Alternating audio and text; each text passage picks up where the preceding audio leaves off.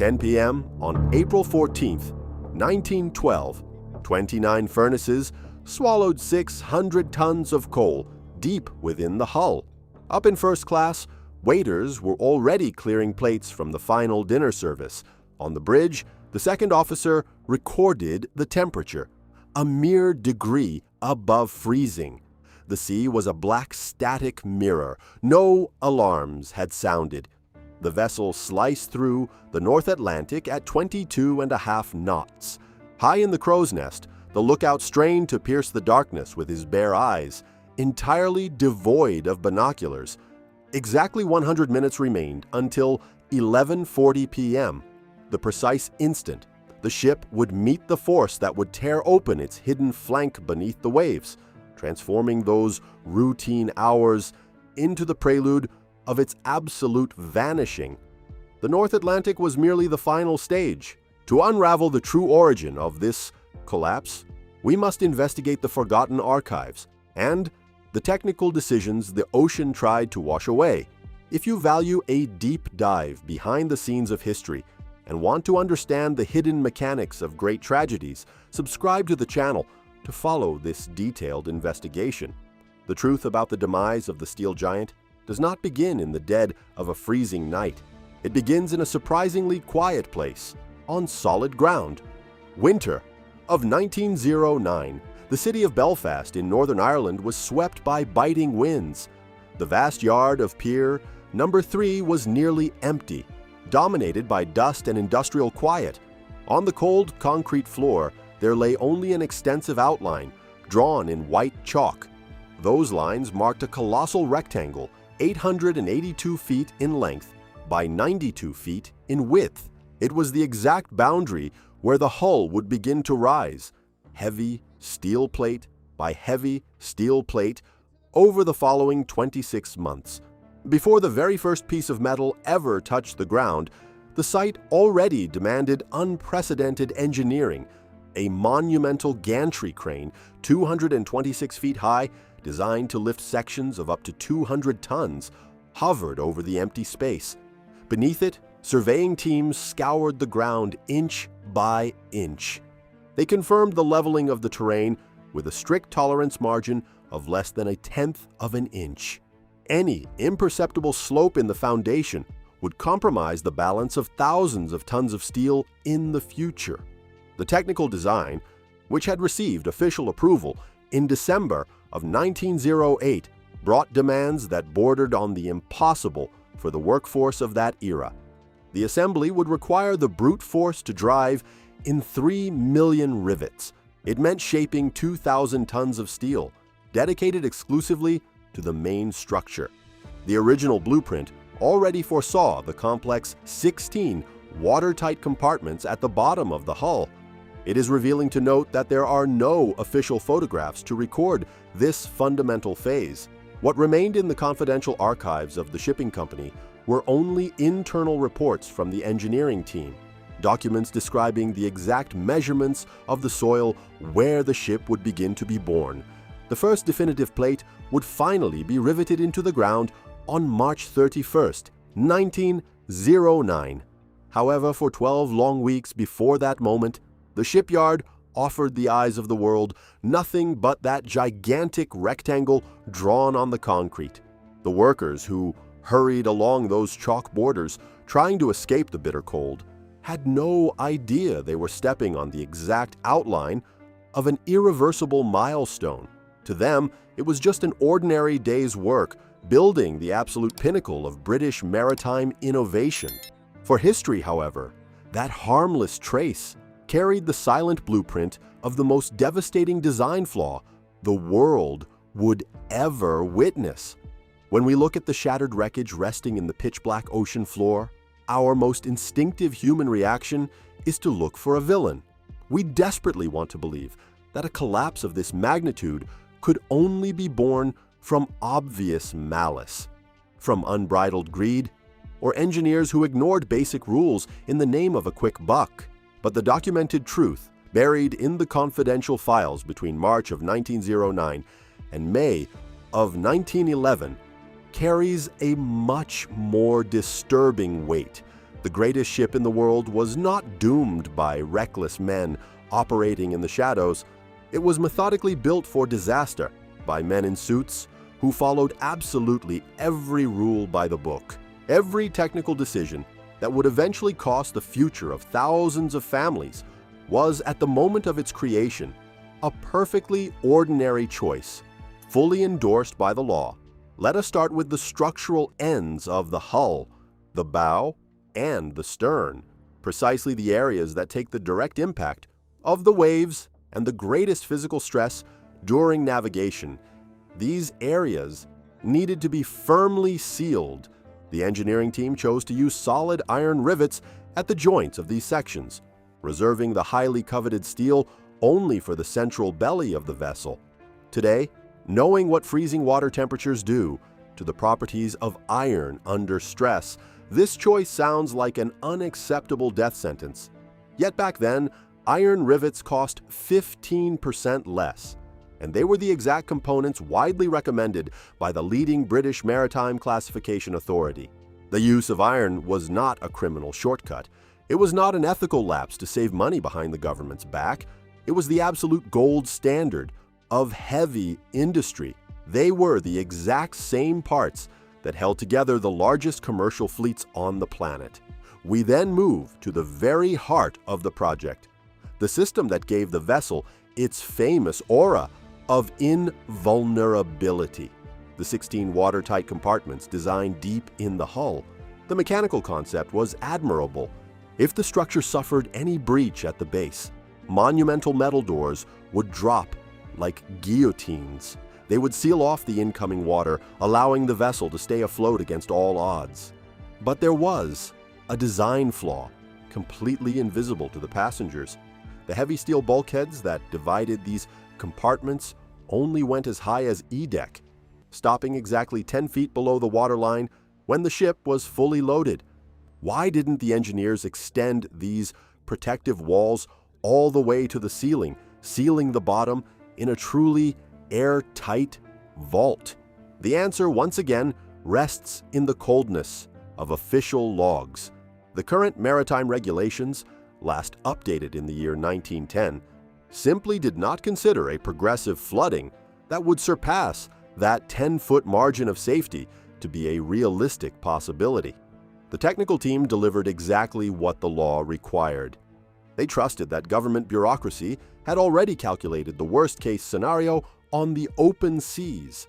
And finally, we arrive at the most unforgiving math recorded in naval archives, the desk calculation that would blindly dictate who would make it back home and who would be left behind in the freezing waters of the Atlantic.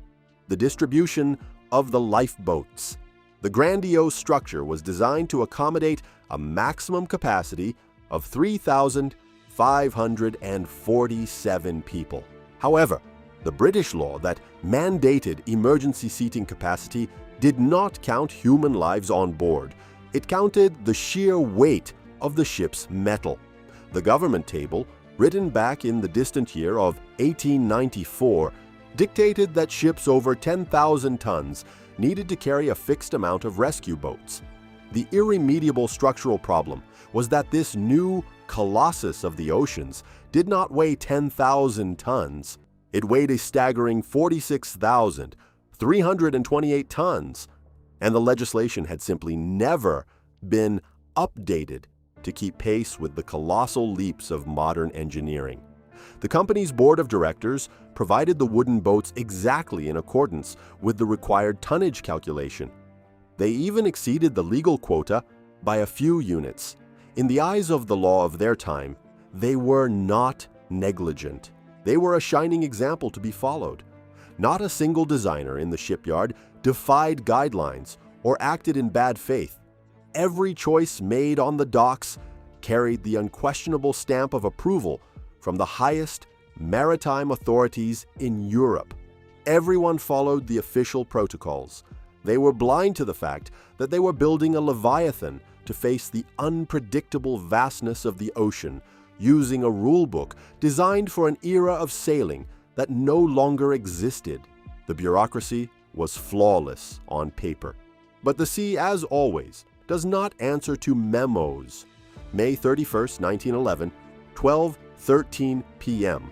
The Belfast sky was thick, choked with soot from industrial chimneys and the vibrant roar of the crowd. 100,000 people crammed the edges of the shipyard.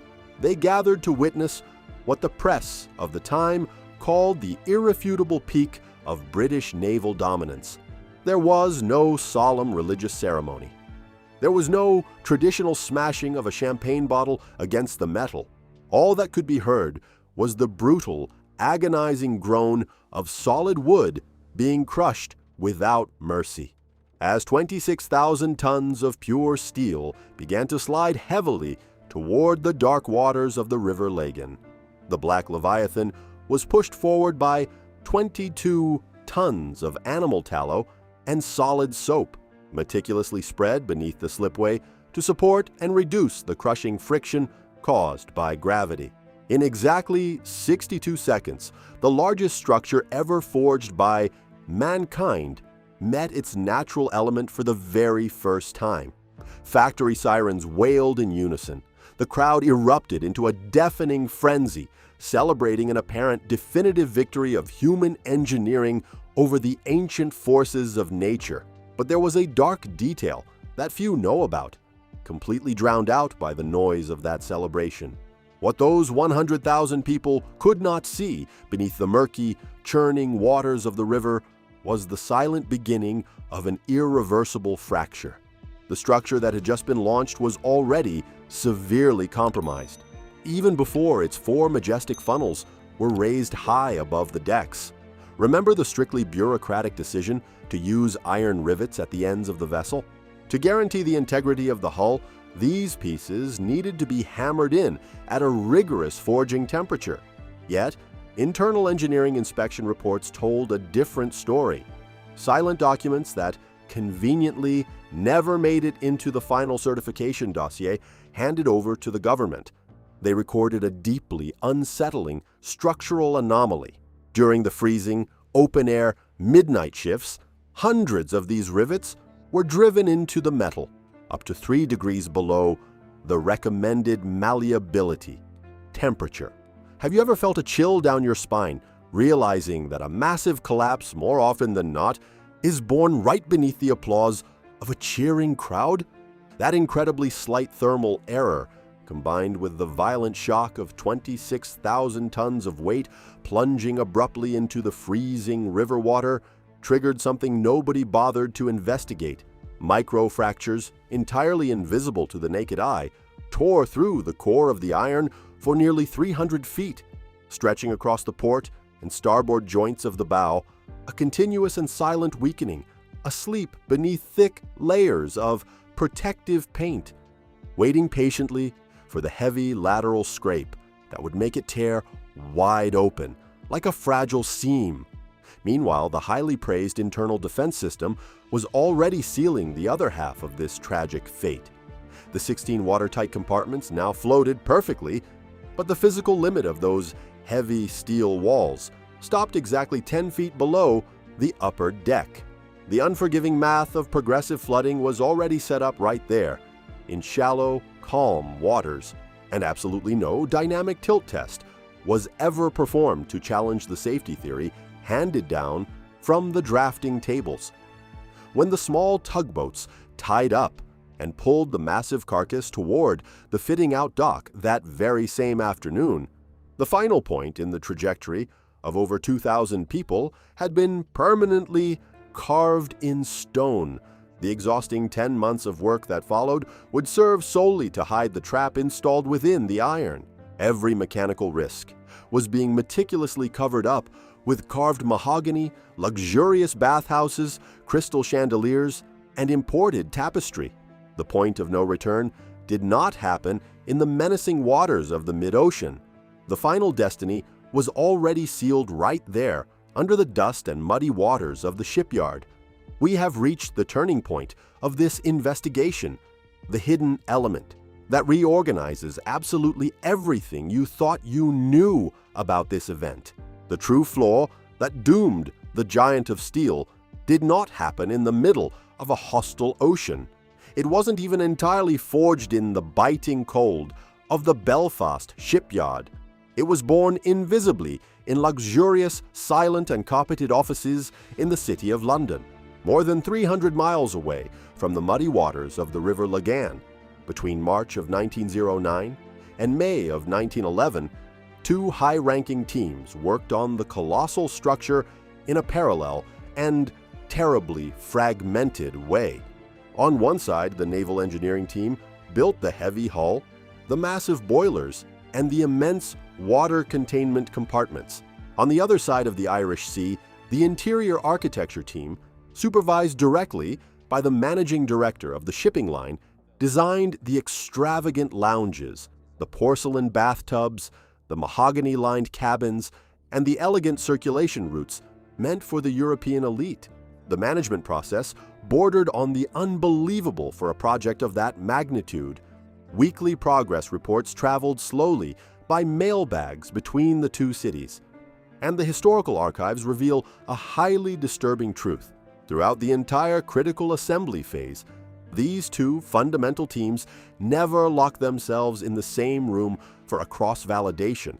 No one sat at the same table, face to face, to debate how the aesthetic ambitions of pure luxury would impact the harsh physics of survival at sea. It was exactly this administrative blind spot that opened the doors to an irreversible structural collapse. The interior design team, obsessed with creating an unparalleled palace, requested the installation of sumptuous decorative staircases crowned with massive glass domes. To ensure a triumphant descent for the first-class passengers, these stairs needed to tear through 3 entire decks of the ship. The engineering team in Belfast, focused solely on approving isolated blueprints, confirmed that the steel could indeed be cut.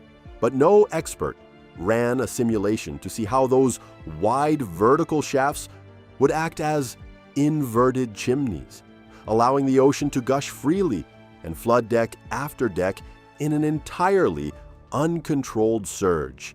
If you want to visualize exactly what those architectural blueprints looked like and deeply understand every detail of this engineering marvel that fascinated and betrayed the world, I have prepared something truly special.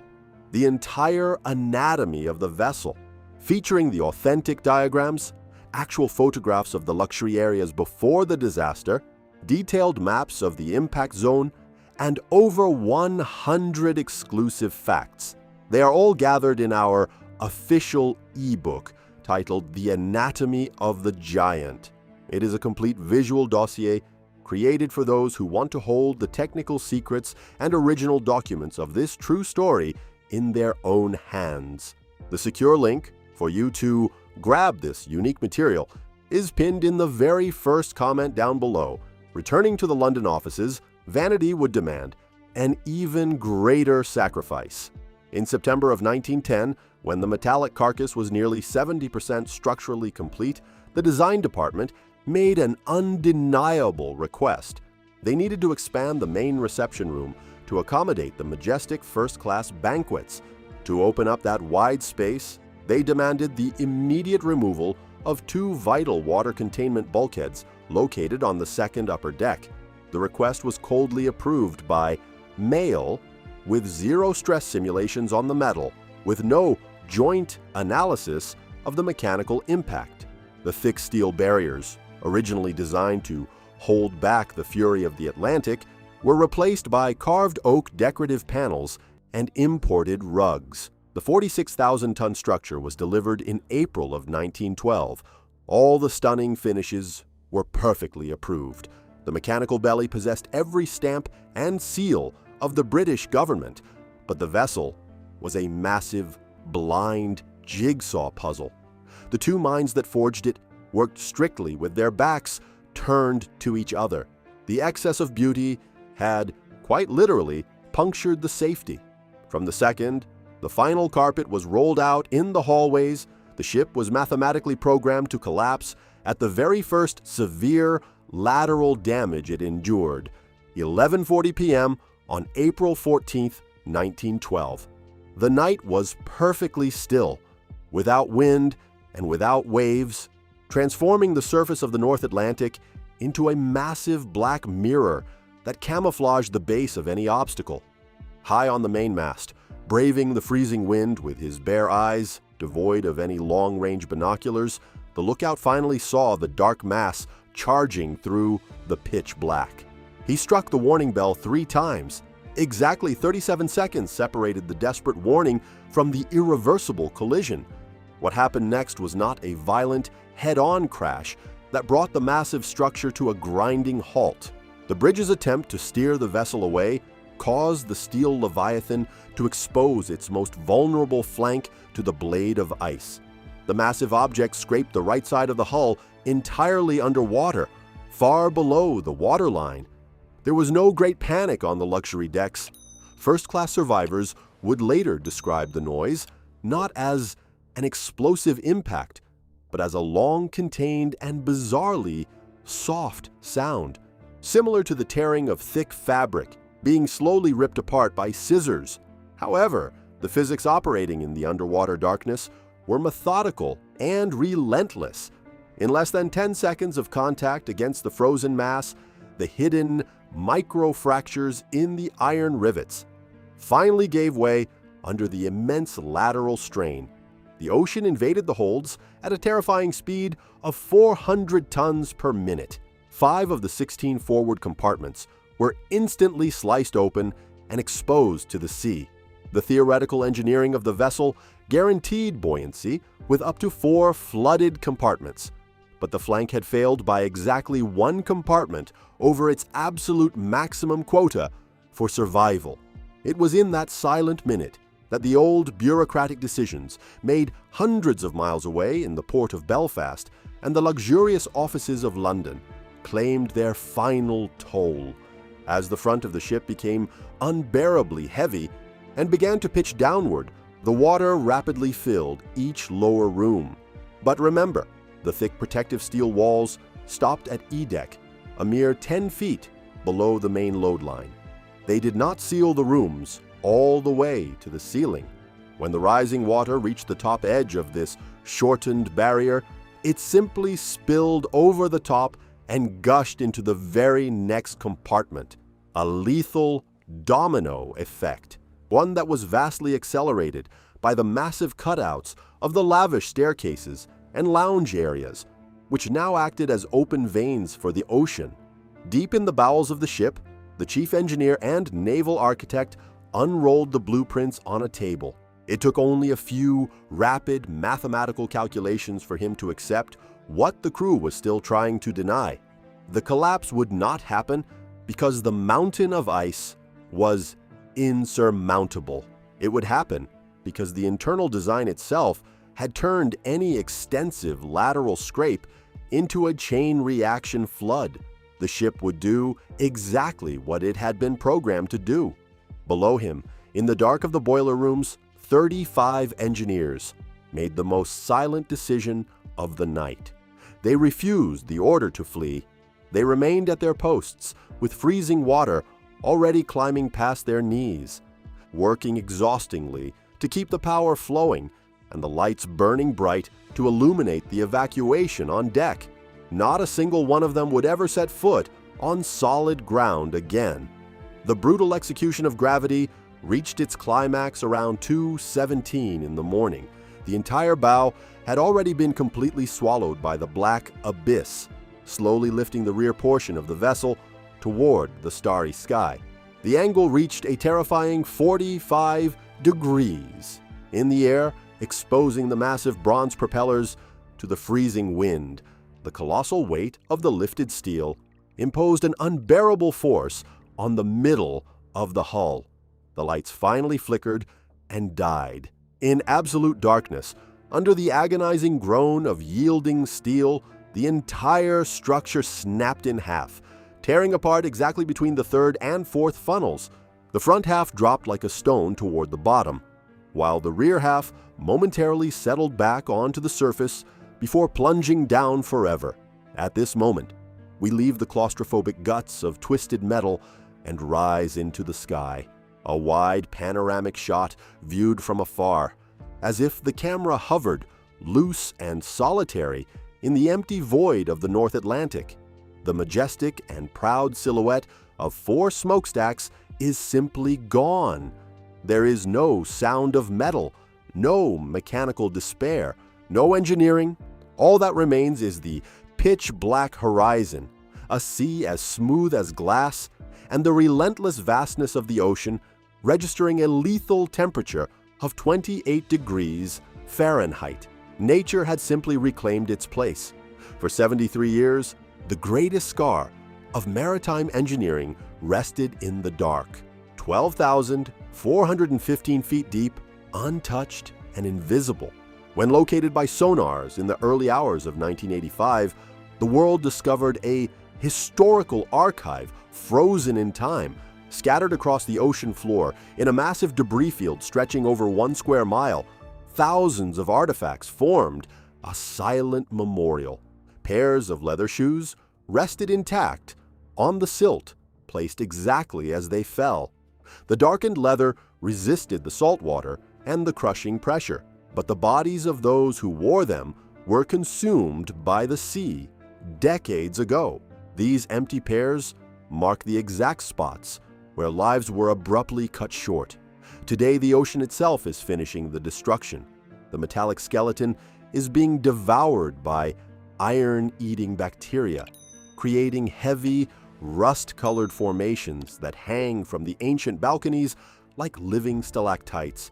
Researchers estimate that by the year 2050, the physical structure will have collapsed completely, erasing the steel carcass forever. The matter will vanish. But the true structural lesson refuses to fade from the drafting tables. In 1912, society lived in blind optimism and unshakable faith in engineering. Forged steel and steam seemed invincible. The global shock happened precisely because the collapse represented the first great failure of modern progress in the eyes of the world. International maritime laws were hastily rewritten, mandating lifeboats for every single person on board and establishing permanent ice patrols. The world processed the loss by blaming nature and meteorological chance. Governments, however, never placed on trial the dangerous management culture that produced the primary flaw. Let us fast forward to the present day. The current architectural landscape has reached astonishing scales. A new colossal cruise ship was recently launched into the waters, boasting 1,197 feet in length. The way this modern Leviathan was forged carries an undeniable echo of that old Irish shipyard. The vital systems of these brand new vessels are developed by brutally isolated global teams. Propulsion engines are built in Finland. The hydrodynamic design of the hull is crafted in Norway. Complex electrical integration happens in France.